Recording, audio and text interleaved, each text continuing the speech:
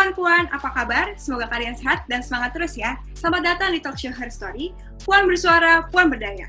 Talkshow ini merupakan program kerjasama antara Komnas Perempuan dan Kementerian Komunikasi dan Informatika Republik Indonesia. Bersama saya Bena yang akan menemani kalian hari ini. Pada episode kali ini kita akan membahas mengenai penghayat kepercayaan, penganut agama luhur, dan pelaksana ritual adat.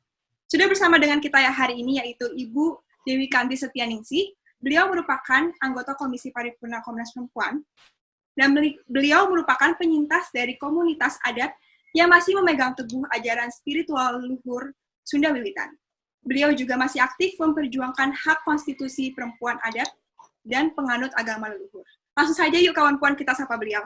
Halo Ibu Dewi Kanti, apa kabar? Baik, selamat siang. Selamat siang Ibu. Hari ini kita akan membahas mengenai penghayat kepercayaan, penganut agama luhur, dan pelaksana ritual adat.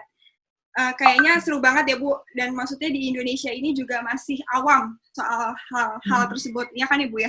Benar kan Bu? Betul. Baik, langsung saja ya Bu. Ya, silakan. Ya Bu. Siapa sih itu penghayat kepercayaan, penganut agama luhur, dan pelaksana ritual adat itu? Silakan Ibu. Ya, terima kasih. Kalau kita ingin mengetahui apa itu penghayat kepercayaan, penganut agama leluhur, atau pelaksana ritual adat, kita akan mau tidak mau harus melihat bahwa secara sejarah bangsa ini terbentuk atas keragaman masyarakat dan tradisi, gitu ya. Indonesia sebagai negara bangsa itu bersepakat untuk menjadikan suku-suku bangsa itu bersatu, dan eksistensi masyarakat adat itu menjadi penguat keragaman yang ada di Nusantara. Adapun bagian dari masyarakat adat adalah perempuan, dan bagian juga penganut pelestari ajaran leluhur Nusantara itu diidentifikasikan sebagai penghayat kepercayaan atau penghayat kepercayaan atau agama leluhur, penganut agama leluhur. Nah, disitulah bangsa ini memiliki sebuah hasanah budaya bahwa beragam tradisi, beragam adat itu sebetulnya menjadi penguat, gitu ya. Dan perempuan adat adalah pemegang pengetahuan dan kearifan leluhur yang sebetulnya menjadi roh penguat bangsa ini. Bagaimana perempuan adat melestarikan dan menjaga lingkungan, kemudian sebagai penganut spiritual agama leluhur, mereka juga menjadi peneguh, begitu ya, menjadi pelestari spiritual. Jadi sebelum agama-agama dari luar masuk ke Nusantara, mereka konsisten, konsekuen merawat ajaran-ajaran spiritual leluhurnya di tiap-tiap daerah, baik dari Aceh sampai ke Indonesia paling timur. Itu beragam sekali, setidaknya yang tergabung di dalam penghayat kepercayaan itu ada sekitar 180 lebih organisasi kepercayaan, dan agama-agama leluhur itu juga terserak di beragam daerah, tersebar begitu, dan mereka memang bukan berbentuk sebuah organisasi formal, gitu ya. Masyarakat adat yang tersebar di beberapa pelosok wilayah Nusantara, seperti di Sumatera Utara ada Parmalin, ada Kaharingan di Kalimantan, di Pulau Jawa juga sangat tersebar banyak, ada Sunda Wiwitan, ada Kejawen, seperti itu. Di Sulawesi kita tahu ada Tolotang, ada komunitas bisu. Kemudian di Nusa Tenggara Barat dan Timur ada masyarakat Boti, ada masyarakat uh,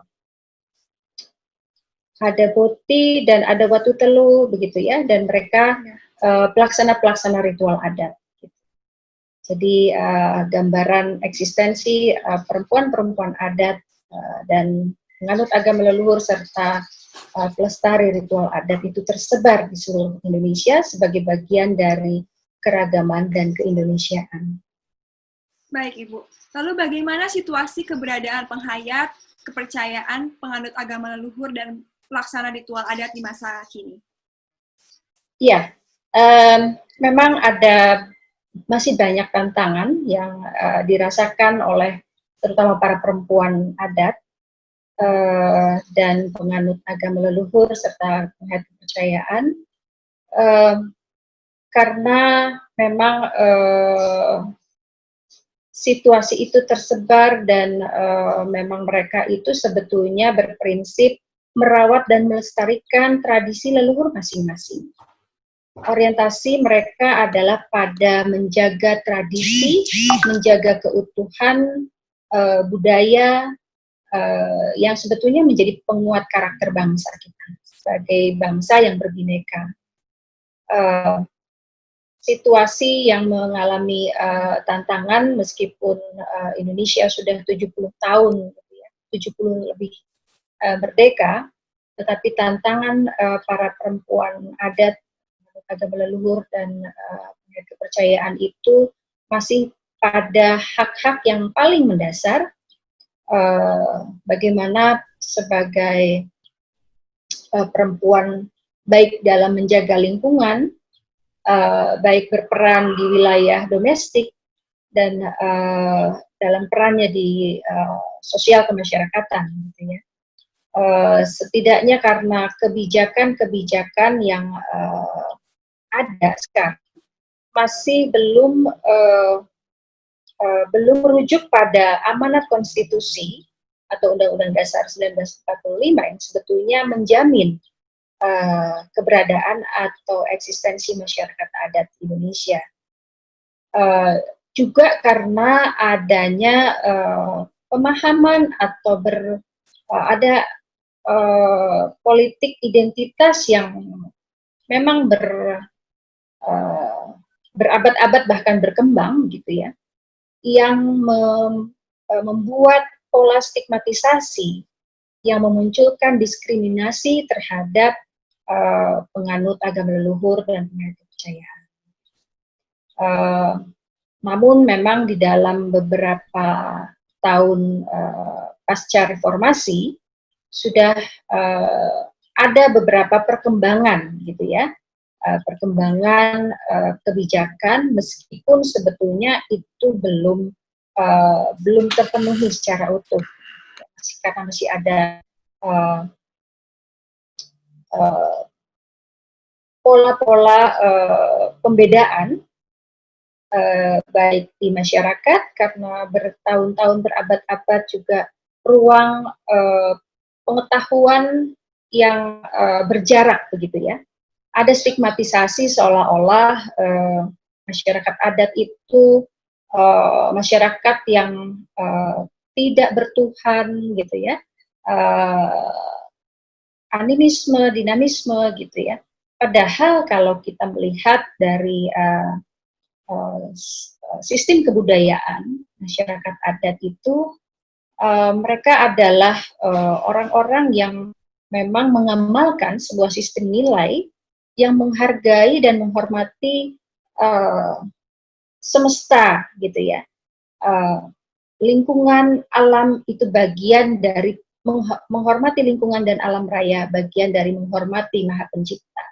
Jadi ketika ada katakanlah ritual yang menghormati lingkungan semesta, ada upacara sebelum memanen padi, upacara sebelum melaut, nah, itu bagian dari keyakinan mereka tentang spiritualitas atau daya maha energi yang ada di dalam kesemestaan kita. Jadi bukan menuhankan gunung atau menuhankan pohon, tetapi mereka bagian dari ekspresi merawat lingkungan semesta. karena diyakini oleh masyarakat adat bahwa semesta alam lingkungan itu adalah titipan dari Yang Maha Pencipta. Baik, Ibu Dewi, sudah? Ya, itu dulu mungkin. Baik, kawan puan, setelah mendengar ulasan dari Ibu Dewi, kita lihat yang satu ini dulu. Jangan kemana-mana.